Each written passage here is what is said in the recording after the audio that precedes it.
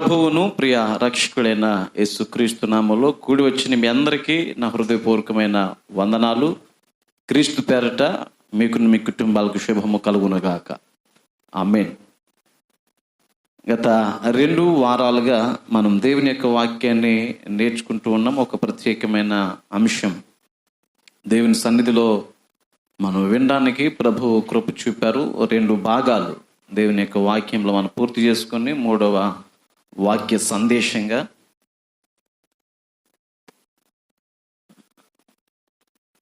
తాను నిలుచుచున్నానని తలంచుకొనువాడు పడిపోకుండానట్లు జాగ్రత్తగా చూచుకొనవలనని కొరింథీయులకు రాసిన మొదటి పత్రిక 10వ అధ్యాయము 12వ వచనం మనము వాక్య ధ్యానాంశంగా చదువుకున్నాం. దేవుని యొక్క మాటలు కొన్ని విషయాలు లోతుగా మనం పరిశీలన చేయడానికి ప్రభువు కృప చూపారు.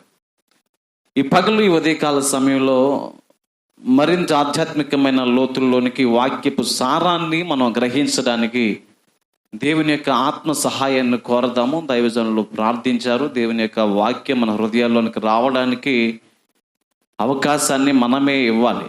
ఎలా ఇవ్వాలంటే మన హృదయాన్ని తెరిచి పెట్టుకోవాలి. దేవుని స్తోత్రం చెప్పండి గట్టిగా. హల్లెలూయా, హల్లెలూయా.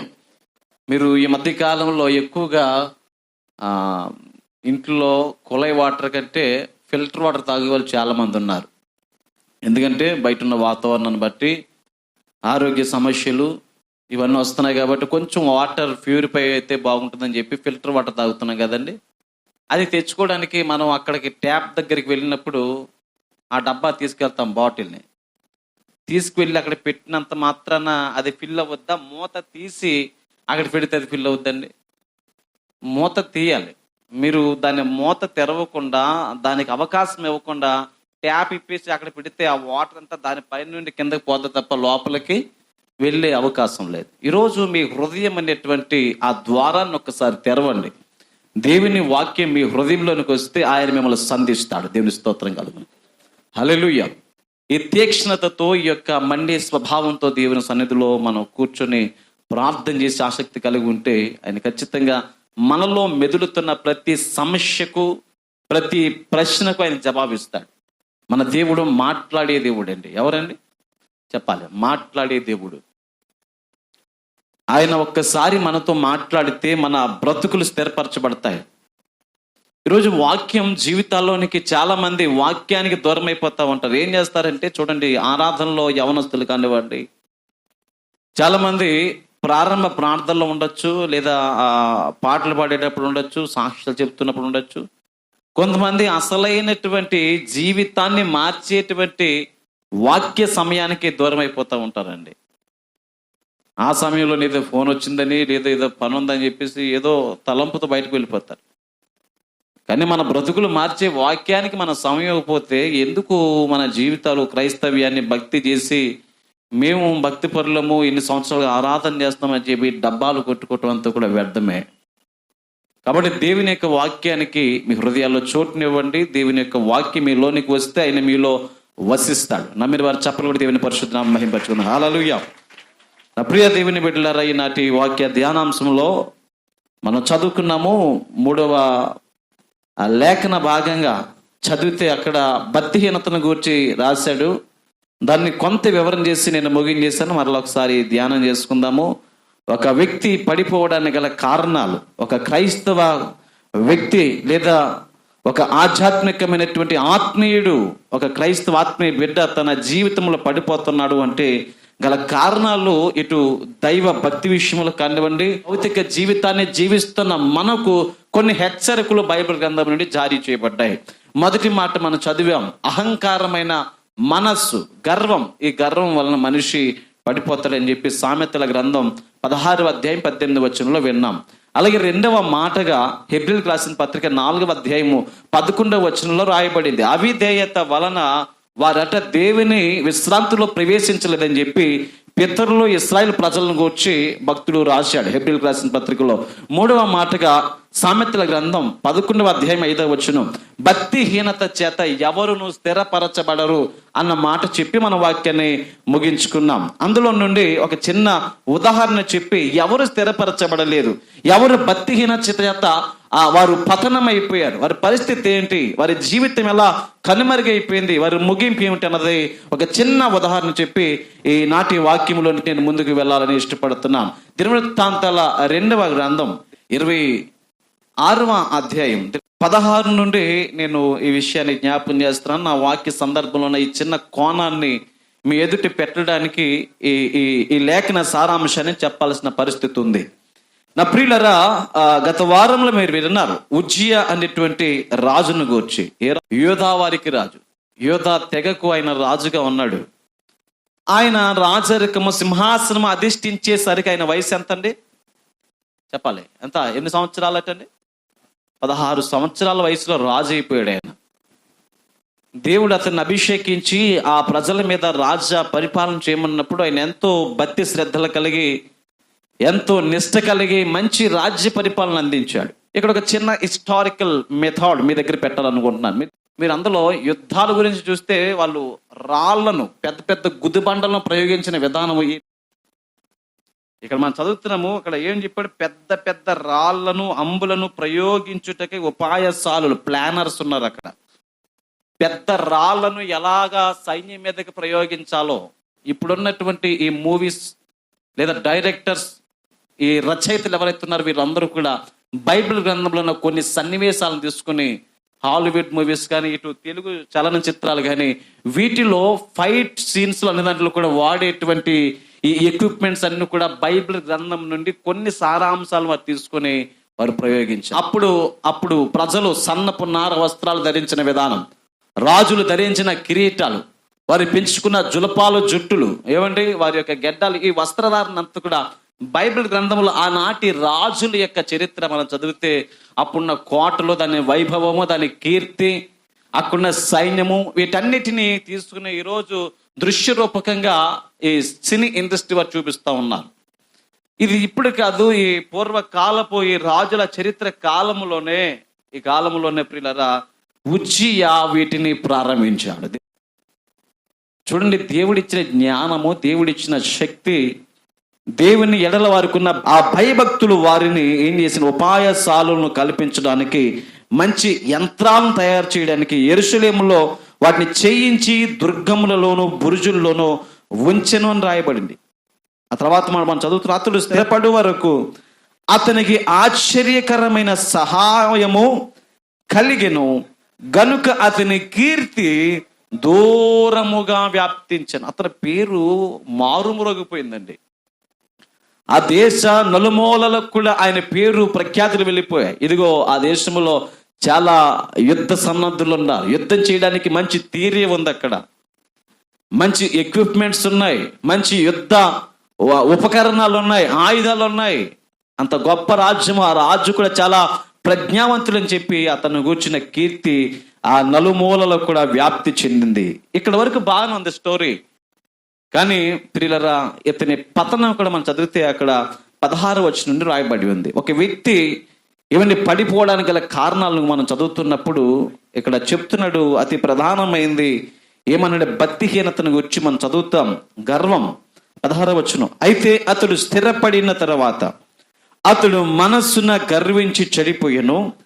అతడు ధూప పీఠం మీద ధూపం వేయుటకై యెహోవా మందిరములో ప్రవేశించి తన దేవుడైన యెహోవా మీద ద్రోహము చేయగా యాజకుడైన అజర్యయు అతనితో కూడా ధైర్యవంతులైన యెహోవా యాజకులు 80 మందియు అతని వెంబడి లోపలికి పోయిరి.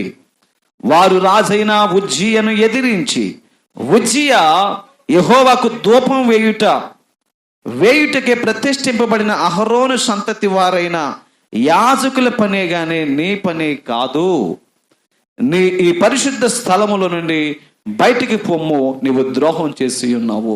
ప్రియులరా, మీరు జాగ్రత్త వినండి, ఆలోచన చేయండి. ఆనాటి ధర్మశాస్త్ర పద్ధతి ప్రకారం ఎవరు చేయాల్సిన పని వారు చేయాలి. ఖచ్చితంగా యాజకులు చేయాల్సిన పని యాజకులు మాత్రమే చేయాలి. ఈరోజు ప్రియులారా, ఈ వాక్య సందర్భాన్ని బట్టి మనం చదివితే రాజు అన్నిటి మీద అధికారం ఉన్నాడు, కానీ దైవ సంబంధమైన సేవ మీద ఆయనకి ఎటువంటి అధికారం లేదు. దైవ సంబంధమైన యాజక సేవ, దాని ధర్మం మీద ఆయనకి ఎటువంటి అధికారం లేదు. కానీ ఇతను ఏం చేశాడు, నేను అన్నిటిలో స్థిరపడ్డాను, అన్నిటిలో ఘనత పొందాను, ఈ పని కూడా చేస్తే పోయేదేముందని చెప్పి సరాసరి దేవుని మందిరంలోనికి వచ్చేసి ధూపం వేయడానికి ఆయన ప్రయత్నం చేస్తున్నాడు. ఈరోజు మీరు చూడండి, రాజకీయ నాయకులు కూడా మనం చూస్తే తమ ప్రవర్తన మార్చుకోకుండా, తన యొక్క మాట తీరు మార్చుకోకుండా, తమ బుద్ధులు మార్చుకోకుండా కొన్నిసార్లు దేవుని మందిరంలోనికి వేదికల పైకి వచ్చి ప్రసంగిస్తూ ఉంటారు. ఏమండి, కొన్నిసార్లు వేదికల మీదకి వచ్చి వారు మాట్లాడిన మాటలన్నీ కూడా అక్షర సత్యము, అద్భుతము, ఆశ్చర్యంగా కనిపిస్తూ ఉంటాయి.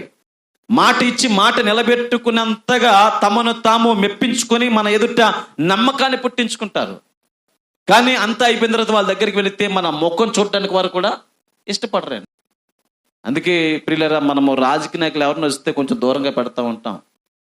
ఎందుకంటే ఇక్కడ యాజకుడు అంటే ప్రతిష్ఠింపబడిన వాడు, అభిషేకించబడిన వాడు తప్ప మరెవ్వరూ మాట్లాడడానికి వీళ్ళు. ఎందుకంటే వారి భక్తిహీనతలో ఉన్నవారు కాబట్టి వారు తమ అవసరాలు తీర్చుకోవడానికి, తమకు కావాల్సిన పని పూర్తి చేసుకోవడానికి ఆ రోజుకి ఆ రోజు వచ్చి తమను తాము మెప్పించుకుని ప్రజల యొక్క ఆదరణ పొందడానికి ప్రయత్నం చేస్తూ ఏయో మాటలు చెప్పి గాలి చేసి వెళ్ళిపోతారు. కానీ ఈ రాజు కూడా అలాగే ఉంది. ఈ రాజు పరిస్థితి కూడా అలా. అప్పటి వరకు ఆయన స్థిరపడి దేవుని యందు భయభక్తులు కలిగి తన చెడుతనాన్ని విచర్శించి ప్రియులారా దేవునికి అత్యంత సన్నిహితునిగా జీవించిన ఈ వ్యక్తి దేవుని సహవాసం నుండి తొలగిపోవడానికి గల కారణం ఆయన ఎప్పుడైతే గర్వం తన జీవితంలోనికి వచ్చిందో దాన్ని వెంబడి భక్తిహీనత కూడా వచ్చేసింది. భక్తి కలిగిన వ్యక్తికి ఏముంటుందో తెలుసండి? చెప్పాలి, మిమ్మల్ని అడుగుతున్నాను. భక్తి కలిగిన వారికి ఏముంటుందండి అమ్మా? నిజమైన భక్తి పనులకి ఏముంటుందండి? ఎవరు చెప్తున్నారు? గట్టి చెప్పండి. భయం ఉంటుందండి, భయం ఉంటుంది. భయము లేని భక్తి మనం చేయకూడదు. కీర్తన గ్రంథంలో మనం చదివితే కీర్తనకారుడు ఆ వచనాన్ని ప్రారంభిస్తూ అంటాడు, యెహోవా యందు భయభక్తులు గలవారు ధన్యులు అని రాస్తాడు. క్రైస్తవుల భక్తి భయముతో కూడిన భక్తి.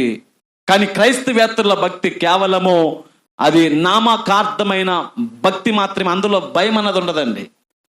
అందులో నిజంగా భయము ఉంటే వారు తమ జీవిత కాలమంతా కూడా మర్చిపోకుండా ఏ యొక్క విషయాల మీద వారు లోపములు కలిగి ఉన్నారు, ఏ విషయాల్లో వారు అతిక్రమాలు చేసిన వారు ఉన్నారు, ఏ విషయాలు వారు పడిపోయారో దాన్ని సరిదిద్దుకోవడానికి ప్రయత్నిస్తూ ఆ దేవుని ఎదుట నిరంతరము భయభక్తి నిలుపుతారు. కానీ క్రైస్తవ భక్తి విషయాన్ని మనం ఆలోచన చేస్తే ప్రియులరా, క్రైస్తవ బిడ్డగా ఉన్న మనము ఈ యాత్ర చేస్తున్న మనందరికీ భక్తితో పాటు భయము కూడా ఉంది. అంటే భయము అన్నది ఎంత ప్రాముఖ్యమో చూడండి. ఈ వ్యక్తి దేవుని ఎడల ఉన్న భయాన్ని పోగొట్టేసుకున్నాడు. ఈరోజు ఎంత గనుడైనా, ఎంత రాజైనా ఈ భూమి మీద వరకే మన అధికారాలు, ఈ భూమి మీద వరకే మన యొక్క ఈ అధికారాన్ని చలాయించి మన యొక్క పెద్దరికము పెత్తనం చేయగలం. కానీ దేవుని ఎదుట ఎన్నటికీ ఏ అధికారాన్ని చూపించలేము. కాబట్టి దేవునికి ప్రతి వ్యక్తి కూడా భయపడాలి. మరి ముఖ్యంగా దేవుని నమ్మిన పిల్లలమైన మనం, అది రాజులైన, ప్రధానులైన, అధికారులైన, అల్పులైన, సామాన్యులైన మనందరికీ ఉండాల్సింది భక్తితో పాటు భయం కూడా ఉండాలి. ఆయన యందు భయభక్తులు గలవారినందరినైనా చూస్తున్నాడట, వారినైనా తగిన సమయంలో హెచ్చిస్తాడు. దేవుని స్తోత్రం కలుగునుగాక. హల్లెలూయా. ఈ రాజైన ఉజ్జియా జీవితం పతనవస్థకు వెళ్ళిపోవడానికి గల కారణం అక్కడ చదువుతున్నాం. అయితే అతడు స్థిరపడిన తర్వాత అతడు మనస్సును గర్వించి చెడిపోయినని రాయబడి ఉంది. మనస్సులో గర్వం వచ్చింది, ఆయన చెడిపోయాడు. చెడిపోయి సరాసరి దేవుని యొక్క మందిరములకు వెళ్ళిపోయాడు. దైవ సంబంధమైన పరిచర్య, యాజక ధర్మం, దేవుని యొక్క అహరోను సంతతి వారైనటువంటి ఆ 80 మందిని గురించి మనం చదువుతున్నాం కదా, వాళ్ళే చేయాల్సిన పరిచర్య ఏం చేస్తున్నాడు? ఇవన్నీ ఒకనొక దినాన్ని ప్రియులరా, ఈరోజు అంత ఎలా ఉందంటే వ్యత్యాసంగా తారుమారుగా ఉంది. లేదా రాజులైన వారు దేవుని సేవ చేయడానికి అత్యంత మొగ్గు చూపేవారు. ఆ సాహసాలు చేయటం వలన ప్రియులరా అత్యంత ప్రమాదకరమైన పర్యవసనం వారి జీవితాలు వారు చూశారు. సౌలును కూడా మనం చదువుతాము. ఆ యొక్క ఇశ్రాయేల్ ప్రజలకు మొట్టమొదటి రాజుగా అభిషేకింపబడి రాజు కావాలని వారు ప్రార్థించిన ఆ ప్రార్థనకు దేవుడి జవాబుని చేంజ్ చేశాడంటే సమూయేలు చేత దేవుడు ఆ రాజుని ఏర్పాటు చేశాడు సౌలును. సమూయేలు కొంచెం లేట్ చేయటం ద్వారా, కొంచెం ఆలస్యం అయటం ద్వారా ప్రియులరా అక్కడ బలి అర్పించి తాను చేయకూడని పని ఆయన చేసి శాపాన్ని తెచ్చుకున్న విధానం మనం చదివాం. కానీ ఈ రోజులు ఈ ప్రస్తుత కాలంలో మనం వెళుతున్నప్పుడు ప్రియులరా, గతించినటువంటి సంవత్సరాల్లో అమెరికా దేశంలో దైవజనుడు మొన్న చనిపోయారు ఆయన, బిల్లీ గ్రహం గారు. ఎంతమంది తెలుసండి? మీరు ఆయన ప్రసంగాలు ఒకవేళ వినుండొచ్చు. ఆయన అమెరికా దేశమంతటిలో గొప్ప ఉజ్జీవ జ్వాల రగిలించారు. ఆ దేశపు ప్రధానులు వచ్చి, ప్రజలు వచ్చి, పార్టీ నాయకులు వచ్చి అడిగారట, అయ్యా మీరు గొప్ప దైవజనులుగా మంచి పరిచర్య చేస్తున్నారు, మీకు అనేక మంది భయపడుతున్నారు, మీ ద్వారా దేవుడు అనేకమైన కార్యాలు చేస్తున్నారు, మీరు ఇంత గొప్ప ఉజ్జీవాన్ని రగిలించి అనేక మంది పాపులను మార్చారు, అనేక మంది త్రాగుబోతులను మార్చారు, అనేక మంది వ్యభిచారులు మార్చారు, అనేక మంది దొంగలను మార్చారు, అనేక మంది జీవితాలు స్థిరపడడానికి స్థిరమైన భక్తిని నేర్పించారు కదా. మా విన్నపం ఏమిటంటే, మీరు దైవ సేవలో నుండి ఒక్కసారి రాజకీయాల్లోనికి రండి అని పిలిచారట. ఏమని చెప్తున్నారండి? రాజకీయాల్లోనికి రండి. మీరు ఒకవేళ దైవ సేవ చేస్తే ఇక మందిరానికి, ఈ ప్రాంతానికి, ఇక్కడికే మీరు పరిమితం అయిపోయి కేవలము వీరికి మాత్రమే చెప్పుకుంటున్నారు. మీరు ఒక్కసారి రాజకీయాల్లోనికి వస్తే ప్రెసిడెంట్ ఆఫ్ అమెరికా అవ్వచ్చు, అమెరికా దేశానికి మీరు ముఖ్య అధ్యక్షునిగా మీరు ఉండొచ్చు, ఆ ప్రజలందరి మీద సర్వాధికారం మీకు ఉంటుంది, వారందరూ మీరు చెప్పినట్లే చేస్తారంటే ఈ దైవజనుడు సూటిగా ఒక్క మాట అన్నాడు. ఈ రోజు అలాంటి అధికారం మీకు ఎవరికైనా ఇస్తే మీరు ఏం చేస్తారు చెప్పండి? అమ్మా, సర్వసాధారణంగా చెప్పాలి, మనం ఏం చేస్తాం? వచ్చిన అవకాశాన్ని ఖచ్చితంగా ఉపయోగించుకోవాలి, లేకపోతే మన మనుషులం కాదు. కానీ ఈయన సేవకుడు కాబట్టి అన్నాడట, నేను మీరు చెప్పినట్లుగా ఆ పదవికి ఆశించి వస్తే ఆ పదవి 5 ఏళ్ళ పాటే ఉంటుంది. ఎన్ని సంవత్సరాలు ఉంటుందండి? 5 ఏళ్ళ పాటే ఉంటుంది. తర్వాత మరలా వేరొక వ్యక్తి వస్తాడు. దైవజనుడు అనేటువంటి అర్హత చాలా గొప్పది. నేను దైవజనుడుగా కాపిన సాధారణ ఒక విశ్వాసిగా ఉన్న కూడా దేవుని సమక్షంలో నిరంతరము కూడా ఆయనకు ప్రార్థన చేస్తూ అనేకులను ఆయనలోనికి నడిపిస్తూ సువార్త ప్రకటించుకుని జీవితాన్ని గడుపుతాను. దైవజనుడు అనేటువంటి నా అర్హతను మీరు తగ్గించవద్దు, ఈ హోదాను తగ్గించవద్దు. శాశ్వత కాలము ఉండేటువంటి దేవుని పరిచర్య, రిటైర్మెంట్ లేని ఉద్యోగం నా ఉద్యోగం అని చెప్పాడంటండి. దేవుని స్తోత్రం కలుగునగా. హల్లెలూయా. ఈ లోక సంబంధమైన అధికారానికైనా లోబడినట్లయితే కేవలం ఒక 5 సంవత్సరాలతో ఆయన జీవితం మరలా ఏమైపోద్ది? ముగించబడుతుంది. ఈరోజు చాలా మంది ఏం చేస్తున్నారంటే పరిశుద్ధతలో నుండి మరలా ఆత్మీయంగా ప్రారంభించిన జీవితాన్ని శారీరకంగా ముగిస్తున్నారు. ఈ రాజు అయినటువంటి ఉజ్జీని కూర్చుకుని మనం చదివితే, రాజు చెయ్యకూడని పనికి చెయ్యబూనుకొని ముందుకు వచ్చినప్పుడు ఆ యాజకులందరూ వచ్చన్నారంట, నువ్వు చేస్తుంది తప్పు, నువ్వు దేవుని ఎదుట ఏం చేసావట? అక్కడ చదువుతున్నాం కదా, ద్రోహము చేసి ఉన్నావు, దేవుడైన యెహోవా సన్నిధిని ఇది నీకు ఘనత కలుగజేయదని చెప్పగా, ఉజ్జియ ధూపం వేటుకు ధూపార్తి చేత పట్టుకొని రౌద్రుడై యాజకుల మీద కోపము చూపెను. యెహోవా మందిరములో ధూపపీఠము ప్రక్క అతడు ఉండగా యాజకులు చుచుచున్నప్పుడు అతని నొసట కుష్ఠము రోగము పుట్టెను అని రాయబడింది. ఈయన్ని వారు వచ్చి అడుగుతున్నారు, ఈ 80 మంది కూడా అంటున్నారంటే యాజకులు, అయ్యా రాజా మీరు చేస్తుంది తప్పు, మీరు కేవలం రాజ్య పరిపాలన మాత్రమే చేయమనే దేవుడు రాజ్యాధికారమే చేతిలో పెడితే మీరు యాజక ధర్మము పరిశుద్ధమైనటువంటి కార్యం చేయడానికి కూడా మీరు పూనుకున్నారు, మీరు అలా చేయవద్దు అని చెప్పినప్పుడు ఆయన ఏమాత్రం కూడా వినలేదంట. నేను రాజును, సర్వాధికారుల చేతిలో ఉన్నాయి, ఒకవేళ మిమ్మల్ని చంపమని ఆజ్ఞాపిస్తే ఎవరిని వచ్చి మేము చంపడానికి కూడా అధికారం ఉంది. తను హెచ్చించుకుని గర్వించి తన మనస్సును పాడు చేసుకుని చెడిపోయిన ప్రవర్తన కలిగిన వాడై భక్తిహీనతలో ఆయన వెళ్ళిపోతూ ఆ ధూపాన్ని వేశాడట. వేసినప్పుడు దేవుడు అతన్ని మొత్తడని రాయబడింది అక్కడ.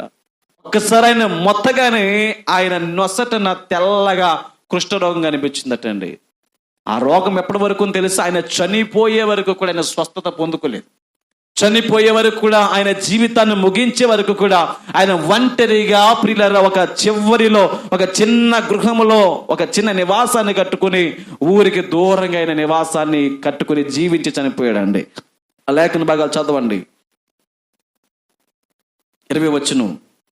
ప్రధాన యాజకుడిన అజర్యయు యాజకులందరూ అతని వైపు చూడగా అతడు నొసట కుష్ఠము గలవాడై ఉండెను గనుక వారు తడవి చేయక అక్కడి నుండి అతన్ని బయటికి వెళ్ళగొట్టిరి. యెహోవా తన మొత్తినని ఎరిగి బయటికి వెళ్ళుటకు తానును త్వరపడెను. రాజైన ఉజ్జియ తన మరణ దినం వరకు కుష్ఠిరోగి అయి ఉండెను. యెహోవా మందిరములోనికి పోకుండా ప్రత్యేకింపబడెను. గనుక అతడు ప్రత్యేకముగా ఇంటిలో నివసించుచుండెను. అతని కుమారుడైన యాతాము రాజు ఇంటి వారికి అధిపతి అయి దేశపు జనులకు న్యాయము తీర్చుచుండెను. ప్రియులరా, 16 సంవత్సరాలు అతి చిన్న ప్రాయంలో, మంచి యవన ప్రాయంలో దేవుడు ఎన్నుకొని రాజ్యాధికారాన్ని ప్రజల మీద ప్రభుత్వం చేసేటువంటి ఒక ఏలికగా ఆయన పెడితే ఆయన ఏం చేశాడంటే ప్రియులరా, దేవుడిచ్చినటువంటి అర్హతను పోగొట్టుకున్నాడు. భక్తిహీనత తనలోనికి చొరబడిన విధానాన్ని బట్టి తన జీవితాన్ని పతనవస్థలో తనకు తానే ప్రేరేపించుకున్నాడు. ఈరోజు మనం స్థిరపడి బలపడి విశ్వాసములో ముందుకు సాగి ఆత్మీయ సాక్ష్యాన్ని సంపాదించుకున్న మనం అనేక సార్లు ఒక చిన్న అలవాటుకు ఏమండి, చాలా మంది ఈ రోజు కూడా భక్తి చేస్తూ కైని మానరండి. బొక్కనేముంటది అంటే కైనే ఉంటది, పాటలు పాడేస్తూ ఉంటారు, మళ్ళీ బోల్డ్ పాటలు. ఏ క్షణమైనా నన్ను హనుమకుండా అని రాగాలు తెస్తా ఉంటారు, కానీ ఈ కైనా ఈ పక్కనే ఉంటది. ఏమండి, చాలా మంది ఇప్పటికీ పేకాట మాలని పెద్దలు లేరండి, సంఘ పెద్దల్లో తెగ ఆడేస్తారు మొక్కలు, కిందేసి పైనేసి పైనేసి కిందేసి. దేవుని వాక్యం అంటుంది ఇక్కడ నా ప్రియులరా, ఒక చిన్న అవిధేయత మన జీవితంలోనికి వచ్చినా కూడా బతిహీనతలో పడిపోతాం. దేవుని వాక్యం అంటుంది, తాను నిలుచుచున్నానని తలంచుకునే ప్రతి వాడు కూడా పడిపోకుండా జాగ్రత్తగా చూసుకోవాలి. నా ప్రియులరా, ఇక్కడ ఉజ్జియా పతనానికి కారణం అదే. తాను గర్వించాడు, నేను నిలిచాను, అన్ని సమృద్ధిగా ఉన్నాయి, మిగిలిన దేశపు రాజులందరూ కూడా కప్పాన్ని పన్ను నాకు చెల్లిస్తున్నారు, కావలసినవన్నీ కూడా సమృద్ధిగా ఉన్నాయి అనుకున్నాడు. కానీ తన జీవిత విషయంలో, ఆత్మీయ జీవిత విషయంలో, భౌతిక జీవిత విషయంలో ప్రియులరా, ఆయన గర్వించిన వాడై రోగగ్రస్తుడి ఆయన తన జీవితాన్ని ముగించాడు. ఈరోజు శారీరకంగా కాదు మనం ప్రారంభించింది, ఆత్మీయంగా ప్రారంభించాం. మన ముగింపు కూడా ఆత్మీయంగానే ముగించాలి. ఏమండి, బైబిల్ గ్రంథములో సంసోన్ని మనం చూస్తే ఆయన ప్రారంభ జీవితం అంతా కూడా ఆత్మీయంగా ప్రారంభించాడు. దేవుడు అన్నాడు, నేను అభిషేకిస్తున్నాను, నిన్ను న్యాయాధిపతిగా చేస్తున్నాను, నా ప్రజల మీద నీవు న్యాయకుడివై తీర్పరివై తీర్పు తీరుస్తావు. అయితే తీర్పు తీర్చే నీకుండవలసిన అర్హతలు, లక్షణాలు ఏంటో తెలుసా? నీ తల మీద ఎన్నటికీ క్షౌరపు కత్తి వేయబడకూడదని చెప్పి తన తల్లిదండ్రులకు దేవుడు అతను పుట్టక మునిపే చెప్పాడు. అతడు చచ్చిన దాన్ని ముట్టకూడదన్నాడు. ద్రాక్షరసము ఎన్నడూ ఆయన త్రాగకూడదని చెప్పాడు. కానీ ఇవన్నీ మీరి ఆయన ప్రవర్తించి ప్రియులరా, ఆయన తన జీవితాన్ని శారీరకంగా ముగించేశాడు. శరీర సంబంధమైన కోరికలకు, ఆవేశాలకు, అనర్థాలకు ఆయన దారి తీసుకుని కామ వికారమైన బుద్ధిని, ప్రవర్తన చూపించి ప్రియులరా, ఫిలిష్తీయుల యొక్క అమ్మాయిలను ప్రేమించి తన జీవితాన్ని నాశనం చేసుకున్న వ్యక్తిగా మనం చదువుతున్నాం. ఆత్మీయంగా ప్రారంభించిన మనం మరలా ముగింపు కూడా ఆత్మీయంగా ఉండాలి. గలతీయులకు రాసిన పత్రికలు మనం చదివితే అక్కడ రాయబడింది 3వ అధ్యాయం 3వ వచనం అంటాడు, ఓ అవివేకులైన గలతీయులారా, మీరు ఆత్మ సంబంధముగా ప్రారంభించి శరీర సంబంధంగా ముగింతురా అని ప్రశ్నిస్తాడు. అక్కడ మీరు ఎంత అవివేకులైతురా, మొదట ఆత్మానుసారముగా ఆరంభించి ఇప్పుడు శరీరానుసారముగా పరిపూర్ణులగుదురా, వ్యర్థముగానే ఇన్ని కష్టములు అనుభవించిరా, అది నిజముగా వ్యర్థమగున, ఆత్మను మీకు అనుగ్రహించి మీలో అద్భుతములు చేయించువాడు ధర్మశాస్త్ర సంబంధ క్రియల వలన లేక విశ్వాసముతో వినుట వలన చేయుచున్నాడా అని కొన్ని ప్రశ్నలు అక్కడ ఇచ్చాడు. మీరు ఆత్మ సంబంధమైన మనుషులై ఉండాలి. ధర్మశాస్త్ర సంబంధమైన మనుషులుగాను లేదా శరీర సంబంధమైన మనుషులుగాను జీవించడానికి వీలు లేదు. మీ క్రియల వల్ల మీరు ఏమీ పొందుకోలేదు, కానీ విశ్వాసం వలన సమస్తాన్ని మీరు సంపాదించుకున్నారని చెప్పి గలతీయులకు అపోస్తలుడైన పౌలు పత్రికను రాస్తున్నాడు. నా ప్రియ దేవుని బిడ్డలారా, ఈ ఉజ్జియా జీవితాన్ని మనం చూస్తే ఆయన తన భక్తిహీనత, తన గర్వం, తన హెచ్చింపుని బట్టి ఆయన పడిపోయినట్లుగా మనం చదువుతున్నాం ప్రియులరా.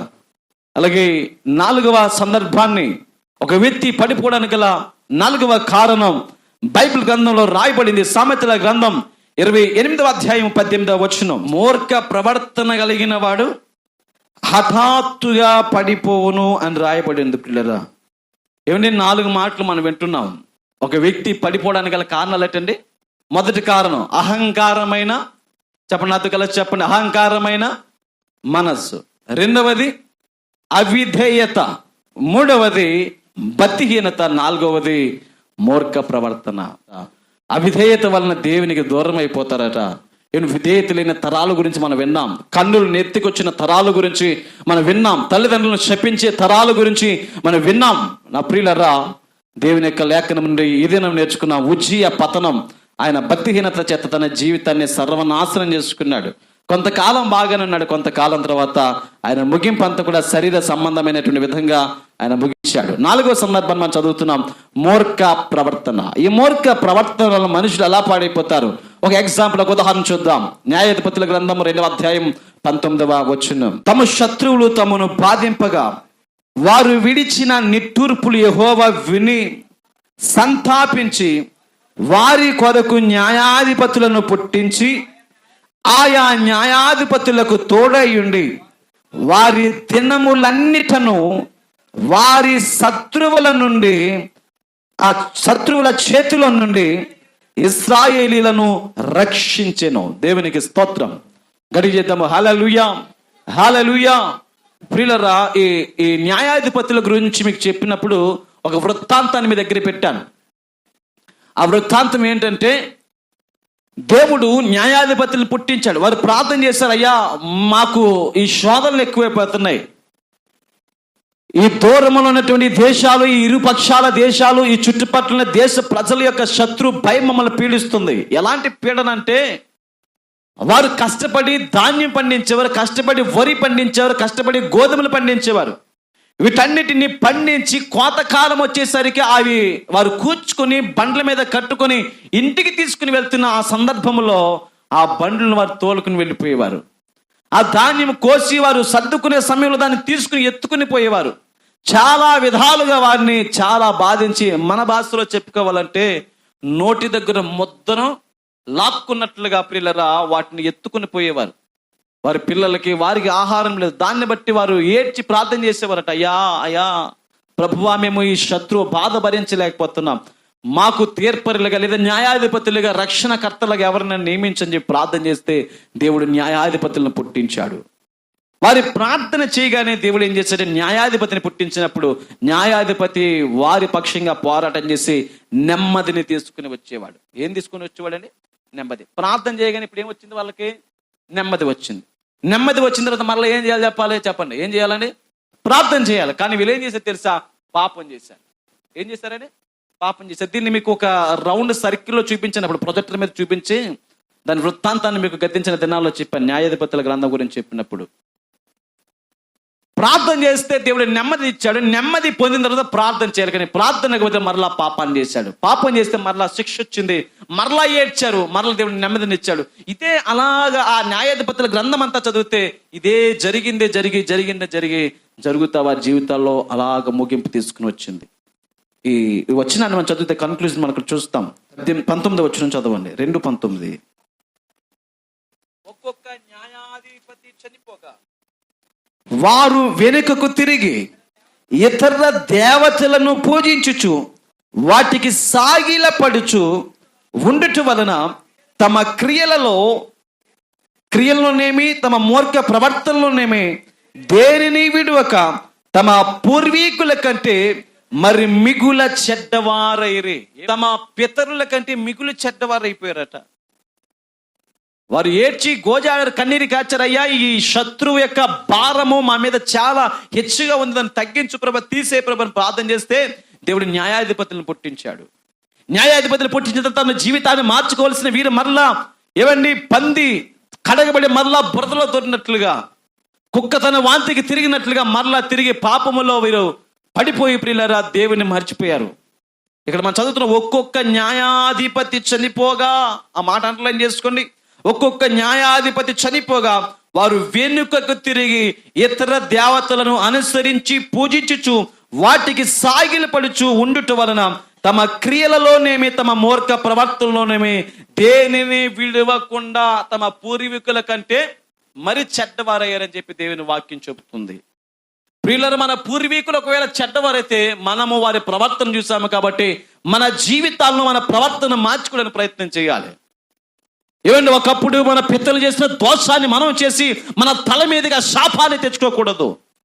దేవుని వాక్యం అంటే ఇదిగో మీకు పూర్ణ వివేకాన్ని జ్ఞానాన్ని నేను ఇచ్చాను, కాబట్టి జ్ఞాన యుక్తంగా మీరు జీవించి మీ జీవితాన్ని మార్చుకోవడానికి ప్రయత్నం చేయాలని చెప్పి దేవుడు తన ప్రవక్తల నోట మాట్లాడారండి.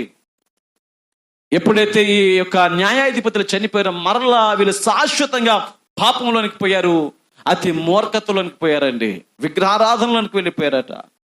ఈ విగ్రహారాధన ద్వారా చెడు స్నేహాలు, పాపము, వ్యభిచారము వీరి జీవితాల్లో కాలక్రమేణా వీరి జీవితాలను చాలా తారుమారు చేసింది. దాని పర్యవసనాలు ప్రియులరా చాలా ఘోరంగా ఉన్నాయి.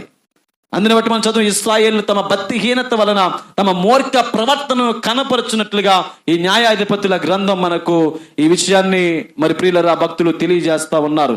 ఇప్పటికే 4 విషయాలు మనం నేర్చుకున్నాము. మిగతా విషయాలు ఉన్నాయి, మిగతా 4 పాయింట్లు నేను రాశాను. వాటిని కూడా మిగతా వచ్చేటువంటి వారాల్లో వాటిని మనం నేర్చుకుందాం.